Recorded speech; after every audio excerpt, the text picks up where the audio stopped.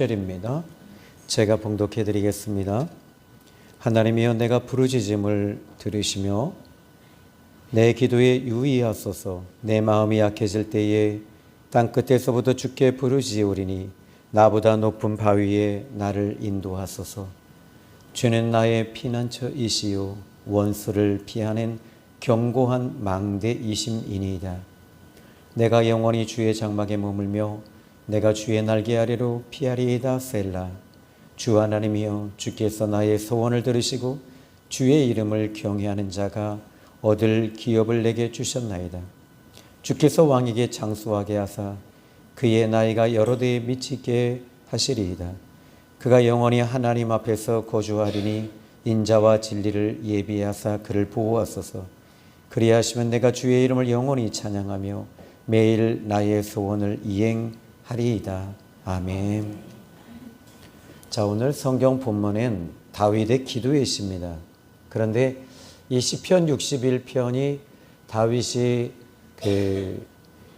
왕이 되기 전에 쫓기면서 쓴 시가 아니고 왕이 되어서 기록한 시라는 것을 6절의 말씀을 보면 주께서 왕에게 장수하게 하사라고 하는 걸 보니까 그가 왕이 된 이후, 그런데 또 한 가지는 왕이 돼서 직전에 쓴 시가 아니고 거의 왕으로서의 사역을 거의 끝자락이었던 것 같아요. 왜냐하면 장수하게 하사라는 걸 보니까 그는 지금 노년에 들어가 있다는 것을 알 수 있지요. 자, 그런데 그가 왕이 되었을 때 이 다윗은 가는 곳마다 전쟁에서 하나님께서 이기게 해주셨고, 전쟁에서 이기니까 영토는 점점 더 넓어졌고요. 주변에 있는 나라들은 조공을 바치고, 또 뿐만 아니라 이 다른 주변에 있는 나라들이 또 자기들의 공주를 다윗과 정략 결혼을 하게 하고, 그러니까 모든 것들이 번영하고 번성할 때였습니다. 그런데 그는 어쩌면 어떤 일들이 아무 일이 없을 때 사람들은 하나님 앞에 나오는 것을 좀 덜 하는 것 같아요. 기도도 좀 덜 하게 되고요. 그런데 인생의 주인이 되시는 그 하나님 앞에 그는 여기 오늘 시편 61편을 보니까 이 시의 특징이 두 가지가 있더라고요. 첫 번째는 시편 61편에 주라는 단어가 약 9번 나와요. 그러니까 그가 지금까지 이제 이루었던 업적들이 있을 거 아니겠어요? 그런데 어쩌면 그는 언제 더 간절하고 언제 더 절실했을까요?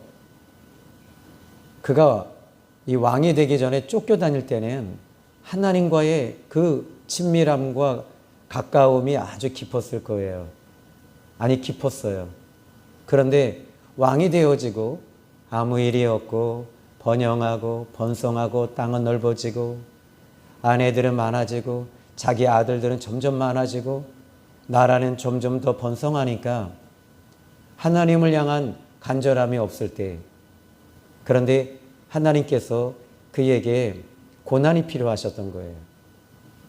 그러니까 이 다윗의 역사적으로 다윗을 이렇게 우리가 일대기를 살펴보면 이 극심한 고난과 환난이 언제 왔을까요? 왕이 된 이후 한참 지난 다음에 그의 사랑하는 아들 압살롬이 반역을 꾀합니다. 반역을 꾀하고 이제 나라를 찬탈하고 나라를 빼앗았어요. 그때 그는 어느 정도 다급했냐면 이 자기 주변에 있는 몇 사람과 지금 다윗성을 아주 그냥 다급하게 나오는데 신발도 벗겨질 정도, 옷도 제대로 못 챙겨 입고 그렇게 도망을 왔어요. 그래서 저는 이 시편 61편이 아마도 다윗이 압살롬의 그 난으로 인해서 이 고난과 환난을 당할 때 쓴 시가 아닐까, 이런 생각을 추측해 봅니다. 사람은 여기 오늘 본문의 말씀 보니까, 그래서 61편에 한번 보십시오. 2절에 보니까 주께 부르짖으오리니, 그리고 3절에 주는 나의 피난처십니다. 4절에 주의 장막에 머물고 주의 날개. 5절에 주 하나님 주께서 나의 소원 들으시고 주의 이름을 또 이 6절에 주께서 왕에게 7절에 이 8절에 주의 이름을 영원히 찬양하며 이렇게 이야기하고 있어요. 여러분 인생의 주인은 이 저와 여러분이 아니고 하나님이 우리의 인생의 주인이심을 믿으시기 바랍니다. 그런데 하나님을 만나야 되더라고요. 하나님을 경험할 때 하나님께서 모든 것을 창조하신 그 하나님이 바로 이 모든 것을 이 창조하신 조물주라는 것을 알면서 하나님과 나와의 관계가 이루어지기 시작해요. 이 신앙생활은 뭐냐면 하나님과 나와의 관계가 이루어져야 돼요. 여러분 이 타종교에서 이제 주로 이 부적이라는 거 아세요? 부적이라고 하는 것을 이제 이렇게 무속인들이 써줍니다. 이렇게 딱 해줘요. 근데 여러분 그 부적이 무슨 뜻인 줄 아세요? 그게 무슨 글인 줄 아세요? 몰라요. 모르고 그냥 붙이면 이거 애군이 안 오고 복받는 이건 돈 들어온다. 이거만 붙여놓으면 그리고 자동차에다가 뒤에다 트렁크에다 붙여놓으면 뒷차가 와서 때리지 않는다. 그래서 우리가 부적을 붙여놔요. 심지어 제가 어떤 집에 이렇게 신방을 갔는데 그 문마다 종이에다가 십자가를 빨간색으로 이렇게 다 문짝에다 다 붙여놨더라고. 참 보면서 참, 야, 이게 그러면 왜 저렇게 그래서 왜 이렇게 하셨어요? 그랬더니 이거 붙여놓으면 귀신이 안 들어온대요. 아이고 그런 게 어디 있어요. 또 여러분 이제 이 어떤 종교에서는 여러분 알지도 못하면서 이 주문하는 게 있습니다. 이걸 외우면 주문을 하는 거예요. 근데 무슨 뜻인지 여러분 혹시 남묘호랭이 무슨 뜻인지 아세요?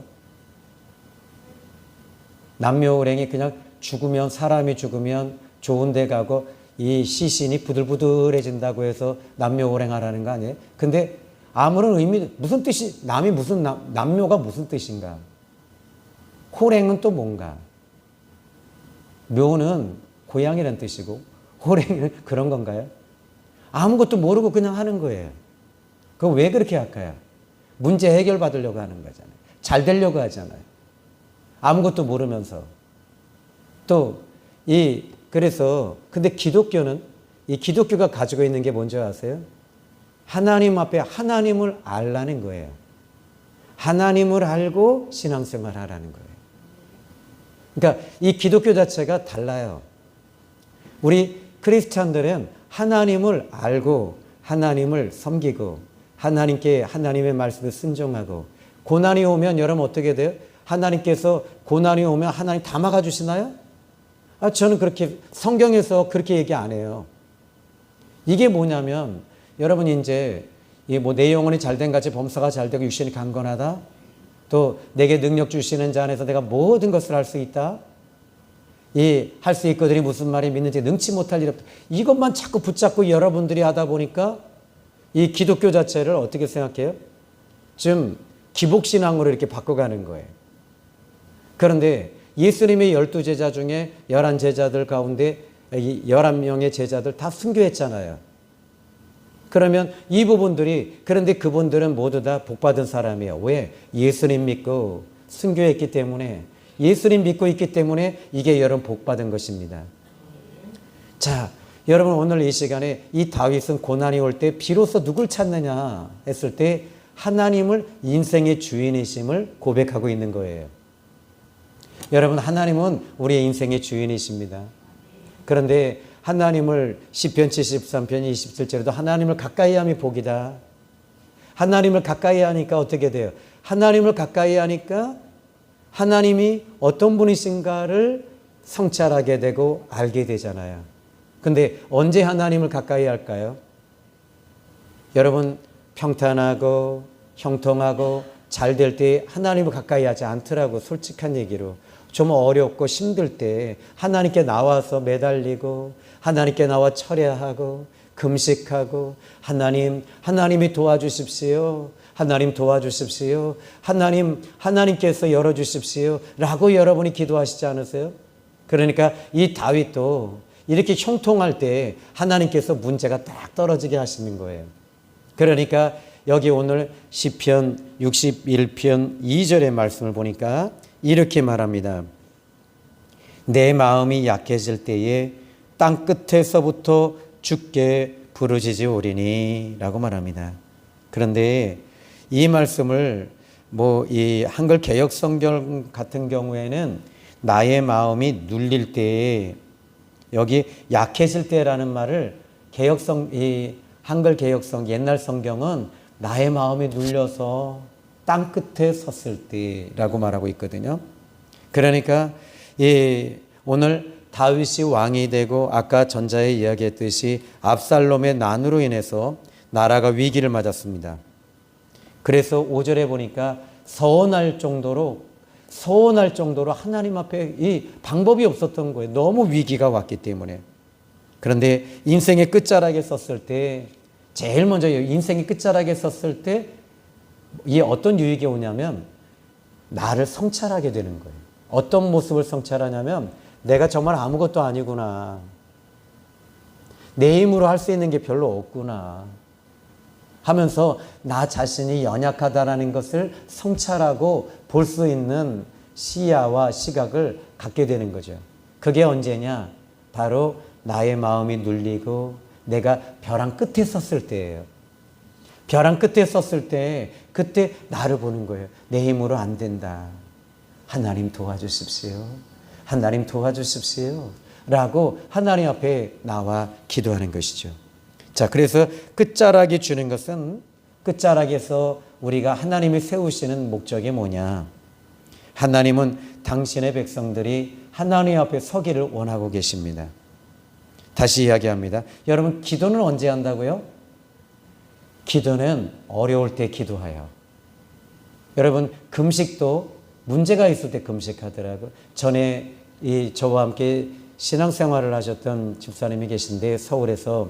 근데 이 집사님이 동생이 자기 친동생이 사업을 하다가 근데 참 이상한 게 사업을 하면 좀 잘 돼야 되잖아요. 그래서 목사님 모시고 이 개업 예배도 드리고 잘 되게 해달라고 했는데 이게 이 시내가에 모래를 갖다가 그 모래밭을 샀어요. 모래밭을 사서 이제 한참 우리나라가 개발이 일어나고 막 할 때요. 그런데 이 모래를 한 1m, 2m만 파면 시커먼 진흙덩어리가 나오는 거예요. 아니 분명히 개업 예배 드렸는데 잘 되게 해달라고 했는데 그런데 파기만 하면 진흙이 나오고 시커먼 흙이 나오는 거예요. 그럼 어떻게 됐을까요? 쫄딱 망했어요. 그리고 이 누나한테 그런 거예요. 누님, 내가 좀 정말 돈을 한 1억만 좀 빌려달라. 근데 이 누이는 돈이 그렇게 있나요? 그러니까 어떻게 해요? 남편 몰래 뭘 했을까요?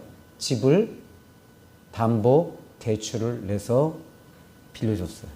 남편 몰래. 근데 그게 여러분 어떻게 돼요? 남편이 알게 될까요? 모르게 될까요? 모를까요?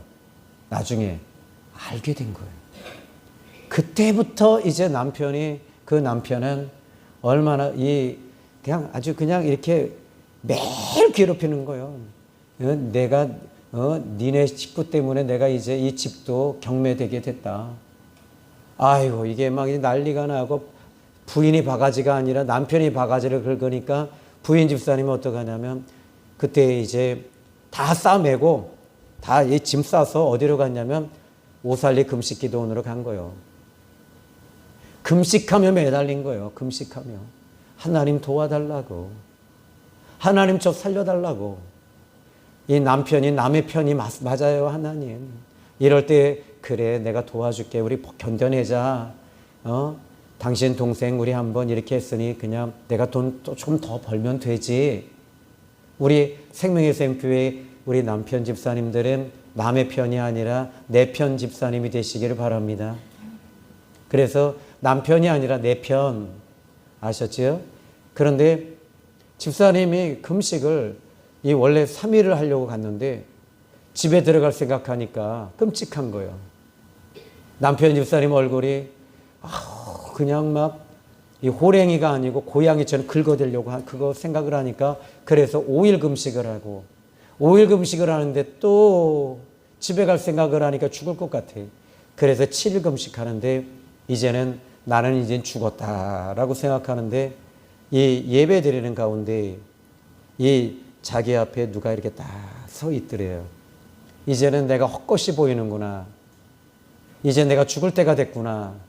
그런데 보니까 예수님이 자기 앞에 딱 서 계시더래요. 그리고 예수님께서 말씀하시기를 그러시더래요. 걱정하지 마라. 내려가라. 그러시더래요. 따라합시다. 걱정하지 말고 내려가라. 그래서 걱정하지 않고 이제 짐을 다 싸매서 집으로 내려왔더니 동생이 전화가 왔어요.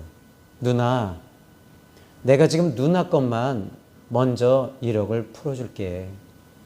누나 거 먼저 내가 다시 돌려줄 테니 그럼 너는 내가 지금 집도 팔고 다 차도 팔고 누나 것만 좀 이렇게 먼저 해결해 놨어. 그러면서 집사님이 저한테 간증을 하더라고요. 그런데 그 동생이 여러분 하나님 앞에 이제 그 동생이 누나가 금식했던 그 기도원에 동생이 올라갔어요. 동생이 올라가서 3일, 5일, 7일 금식을 하고 이제 빚쟁이 때문에 하나님 나 죽어요. 나 죽어요. 나 죽어요. 근데 3일을 했더니 그 빚쟁이 얼굴이 호랭이 같은 빚쟁이들이 자기 집 앞에 진치고 있는 걸 생각하니까 끔찍하더래요. 5일, 7일 금식을 다 마치는데 자기 앞에 누가 서 있더라고요? 예수님이 자기 앞에 서 있더래요. 그러면서 주님이 그러시더래요. 따라합시다. 걱정하지 말고 내려가라. 근데 걱정하지 않고 딱 이제 짐을 싸서 딱 내려갔는데 그리고 나서 이 친구가 그러더래요. 여보게 자네 한번 해장국집 한번 해보게 그러더래요. 그래서 나 안 해봐. 한 번도 그런 거 안 해봤는데 그랬더니 그래 한번 그 대신에 내가 이 음식집을 다 그냥 빌려줄 테니 그냥 한번 해봐. 그래서 그 음식집을 식당을 개업을 했는데 그 집이 우리나라 최초의 양평 해장국집입니다.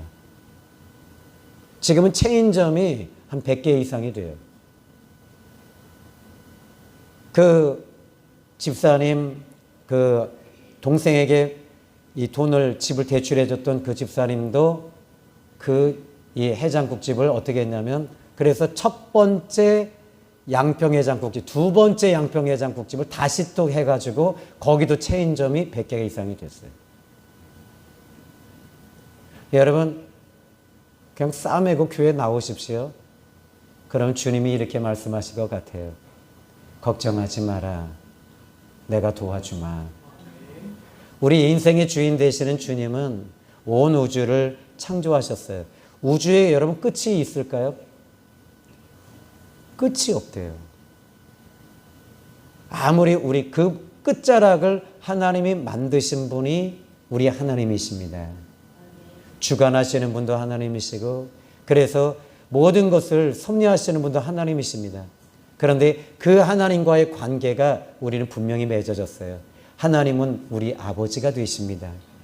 그래서 아버지 하나님께서 여러분이 23년도까지 지켜주신 하나님, 24년도도 하나님께서 풀어주시고 열어주시고 도와주실 거예요. 걱정하지 마십시오. 자, 그래서 이제 여기 오늘 그의 마음이 눌리고 지쳐 있을 때 그는 제일 먼저 하나님을 찾았고 하나님께 기도했습니다. 오늘 본문 1절에 보니까 하나님이여 나의 부르짖음을 들으시고 내 기도에 집중해 주십시오. 유의해 주십시오. 하나님을 부르고 찾고 있었던 것입니다. 그래서 하나님께서 저와 여러분을 때로는 땅 끝에 세우셔서 그 세우신 목적이 뭐냐? 부르짖어 기도하라는 겁니다.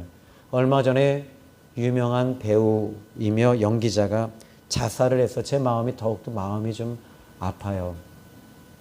왜 아프냐면 그는 땅 끝에 섰던 거죠.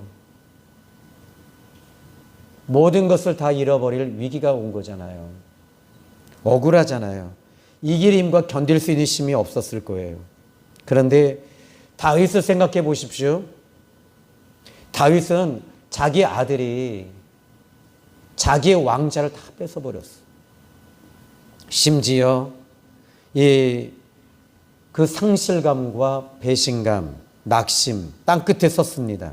그런데 다윗과 함께 했던 충신 중에 한 사람이 누구냐면 아히도벨이라는 사람과 요압 장군이에요. 진짜 이 권력을 장악했던 요압이 아히도벨과 함께 움직여요. 그때 그의 배신감과 상실감. 근데 아히도벨이 그래요. 압살롬에게 말합니다. 왕이시여. 왕도 아닌 사람에게 왕이시여. 지금 다윗은 장군입니다. 그는 전쟁에 능한 사람입니다. 그러므로 그의 마음을 쪼일 수 있는 게 뭔지 아십니까? 지금 다윗의 첩들과 부인들을 백주 대낮에 강간하십시오. 모든 백성들이 보는 데서 하라는 거예요. 그러면 다윗이 어떻게 되냐면 그 미움과 원망과 그 시리에 빠져서 그가 못 견딘다는 거예요. 백주 대낮에 100명 이상의 다윗의 후첩들을 압살롬이 다 강간해요. 천막을 치고. 이 다윗의 마음이 땅 끝에 선 거예요. 마음이 눌렸어요. 도저히 이 인면수심에 진짜 도저히 사람이 할 수 없는 그 일을 자기 아들이 하는 거예요. 근데 그것을 누가 그렇게 했냐라고 했을 때 아히도벨이라는 걸 너무나도 잘 알아요. 그 미움과 그 고통이 곱씹는 거지. 곱씹을 때 그는 그 땅 끝에서 하나님을 찾는 거예요. 하나님께 매달리는 거예요. 하나님께 부르짖는 거예요. 하나님.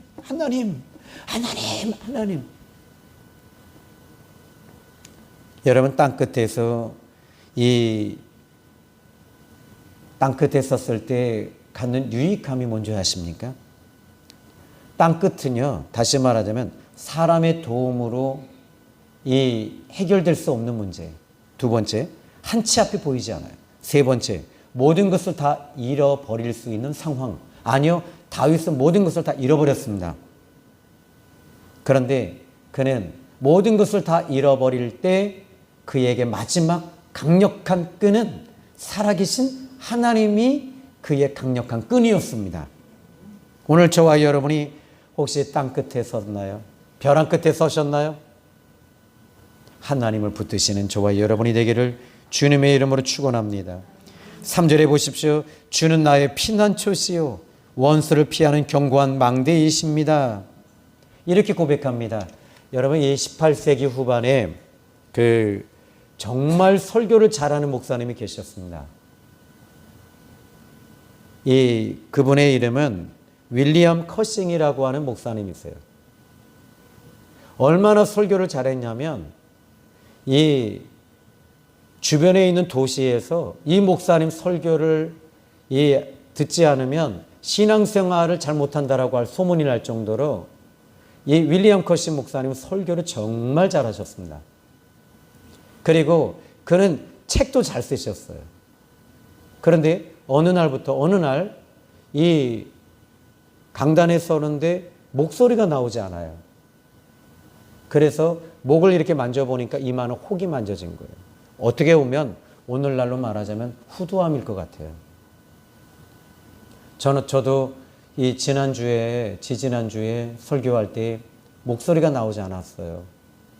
그래서 이 결절이 와서, 왜냐하면 감기가 왔는데 이 폐에 계속 가래가 계속 끼는 거예요.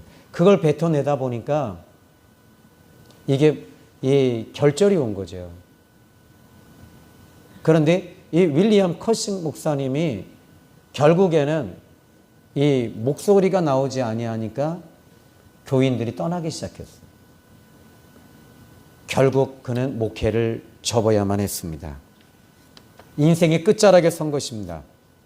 그는 좌절하고 낙심했습니다. 그리고 절망했습니다. 그런데 그는 하나님을 향해 다시 기도하기 시작했어요. 매달렸어요.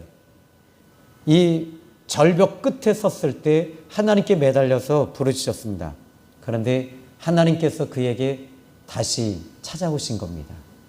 성령의 기름 부으심이 그에게 임하기 시작했어요. 그리고 그를 어루만지기 시작했습니다. 하나님께서 그를 만져주실 때 인생의 끝자락에서 하나님의 은혜가 파도가 치기 시작했고 그에게 만져졌던 이 혹이 사라진 거예요. 그리고 나서 그에게는 강력한 하나님의 은혜가 붙드심이 더 강력해졌습니다. 여러분, 그분이 그때 지은 시가 아까 우리 불렀던 한번 제가 찬송가를 한번 열어봐 드릴게요. 아까 이제 우리가 함께 불렀던 찬송가예요. 419장입니다. 반주 안 하셔도 됩니다. 주 날개미 내가 편안히 쉬네 밤깃고 비바람 불어쳐도 아버지께서 날 지켜주시니 거기서 편안히 쉬리로다. 주 날개미 평안하다. 그 사랑 끊을 자니뇨.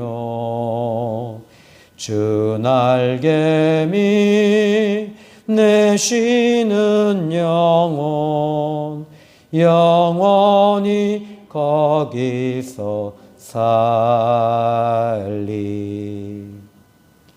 이 찬송을 작사하신 분이 윌리엄 커싱입니다. 그분은 이 시편 61편 3절의 말씀을 응답을 받고 이 시를 작사했고요. 또 시편 17편 8편의 말씀을 붙잡고 이 작사했어요. 그런데 이 작사한 것을 가지고 작곡을 해서 부른 분이 D.L. 무디의 여기 옆에 보면 D.L. 생키. 그러니까 이 D.L. 무디의 이 조카이면서 함께 이 사역을 같이 했던, 그러니까 그때 당시에 엄청난 반응을 보였던 것이죠. 그래서 사역이 오히려 윌리엄 커싱 목사님은 그에게 벼랑 끝에 선 것이 오히려 그에게는 놀라운 하나님의 이 찬송가가 주날개 및 이 내가 편안히 쉬네가 이 찬송가가 나온 거죠. 여러분, 때로는 여러분이 벼랑 끝에 설 때가 있을 거예요. 그때 여러분의 신앙이 더 빛이 난다는 사실 믿으십시오. 때로는 어려운 고난이 올 때 오히려 하나님은 여러분을 붙잡아 주시는 놀라운 역사가 있으리라고 믿습니다. 자, 오늘 이 시편에 또 한 가지 특징이 있다면요. 1절부터 그 8절은 기도의 시입니다. 다윗의. 그런데 이 4절까지 8절까지 보시면 거의 문법적 시제로 따져보니까 시제라고 하는 것은 이제 그 시제가 뭐냐면 과거, 현재, 미래형이라고 하는 시제를 말하는 거예요. 근데 거의 다 미래형으로 쓰고 있어요. 될 것입니다. 되리이다. 될 거예요. 잘 될 거예요. 풀어주실 거예요. 이행해 주십시오. 도와주십시오. 이런 뜻인데, 그런데 이 5절의 말씀을 보니까 주 하나님이여 주께서 나의 소원을 들으시고 주의 이름을 경외하는 자가 얻을 기업을 내게 주셨나이다. 그러니까 여기 완료형으로만 얘기하고 있어요. 이 5절이. 그래서 이 완료형으로 얘기하는 것을 보면 두 가지 해석이 가능해요. 첫 번째, 그는 이 왕이 되기 전에 큰 어려움을 당할 때 하나님께 서원하면서 하나님께서 나에게 기업을 주시고 왕이 되게 해주시면 제가 이렇게 하겠습니다. 이것에 대한 성취를 얘기하는 것이고, 그러나 두 번째로는 그는 1절부터 4절까지 하나님께 이렇게 기도했더니 하나님께서 그에게 응답하시고 하나님께서 이 도와주신 것에 대한 이 완료를 말하고 있다. 그런데 저는 이 두 번째 해석보다는 첫 번째, 그가 과거에 이 어려울 때 하나님 앞에 기도하면서 하나님 이렇게 제가 소원하니 하나님 도와주십시오 라고 하는 것에 대한 이루어진 성취를 이야기하는 것이라고 보는 것이 더 이 시편 5절이 더 이 정확한 해석이 될 수 있다고 생각합니다. 그러나 이것에 대해서 정확한 해석보다 더 중요한 게 하나 있어요. 여러분이 벼랑 끝에 서고 또 마음에 눌리고 힘들 때 하나님 앞에 부르짖어 기도하시기 바라요. 하나님께서는 지금도 응답하시는 하나님이시며 도우시는 하나님이심을 믿으시기 바랍니다. 그러나 여러분, 여기서 이 다윗이 서원한다고 하는 것이 뭘까요? 무엇을 서원했을까요? 여기 8절에 보니까 이렇게 말합니다. 내가 주의 이름을 영원히 찬양하며 매일 나의 소원을 이행하리이다. 그러니까 이게 저는 이렇게 생각합니다. 하나님께 소원을 해서 하나님께 내가 갚아드리겠습니다. 하나님이 없는 게 있으실까요? 하나님은 없는 게 없으세요. 다 하나님의 것이에요. 온 우주 삼라만성의 모든 행성, 은하계부터 시작을 해서 태양계 넘어가면 오리엔, 그리고 또 그 넘어가면 우리가 상상할 수 없는 이 우주가 다 하나님의 것이에요. 그런데 여기서 다윗은 말합니다. 지금 이렇게 코너에 몰리고 벼랑 끝에 쏘니까 하나님께 소원하는 거예요. 하나님, 제가 하나님께 찬양하며 기도하겠습니다. 여기 물질을 드리겠습니다. 이것이 아니라요. 찬양하리이다. 주님 앞에 내가 기도하리이다. 그러니까 하나님은 지금 여기서 이 코너에 몰면서 하나님 앞에 서게 만드시는 거예요. 하나님 앞에 서면서 그 하나님을 찬양하며 하나님 앞에 울부짖고 울면서 기도하는 그 모습이 하나님은 아름다운 거예요. 하나님 앞에 서십시오. 하나님 앞에 나와서 매달리십시오. 하나님, 내가 할 수 있는 건 이것밖에 없어요. 하나님이 원하시는 게 그거예요. 너 내 앞에 와서 부르짖어라. 내 앞에 와서 네가 기도해라.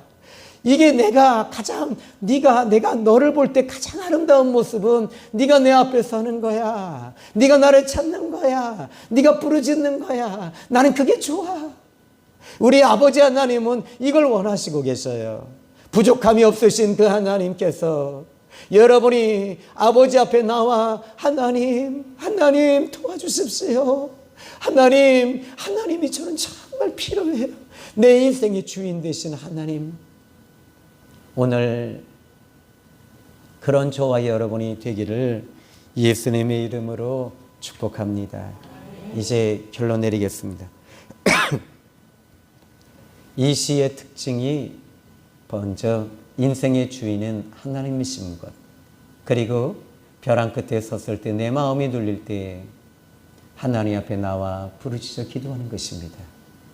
여러분, 24년도는 어쩌면 또 벼랑 끝에 설 일들이 많이 있을 거예요. 그때 하나님을 찾고 매달리고 하나님 앞에 서시고 나를 성찰하십시오. 내 힘으로 할 수 없다는 것 보시고 하나님께 매달리는 한 해가 되시기를 바랍니다. 이제 여러분 23년도 마지막 예배가 된대요. 그러나 오늘 이제 밤 10시 반에 이제 송구영신 예배를 드릴 텐데, 이제 이 23년도와 24년도를 교차점으로, 변곡점으로 딱 서서 여러분들이 하나님, 이 24년도 잘 되게 해주십시오가 아니라 잘 견딜 수 있는 힘을 주십시오. 그리고 하나님을 통해서 24년도 같이 출발하게 해주십시오라고 하는 그런 송구영신 예배가 되기를 주님의 이름으로 축복합니다. 기도합니다. 하나님 아버지 감사합니다. 다윗이 인생의 끝자락 벼랑 끝에 섰을 때 하나님 땅 끝에서 그는 하나님 앞에 부르짖고 있습니다. 오늘 땅 끝에서 부르짖는 성도가 있습니까? 하나님께서는 이미 그 기도를 들으시고 응답하시는 하나님이심을 믿습니다. 하나님의 손이, 하나님의 도우심이 이미 와 있으니 주여 역사하소서, 주여 일하소서, 도우소서. 예수님의 이름으로 기도했나이다. 아멘.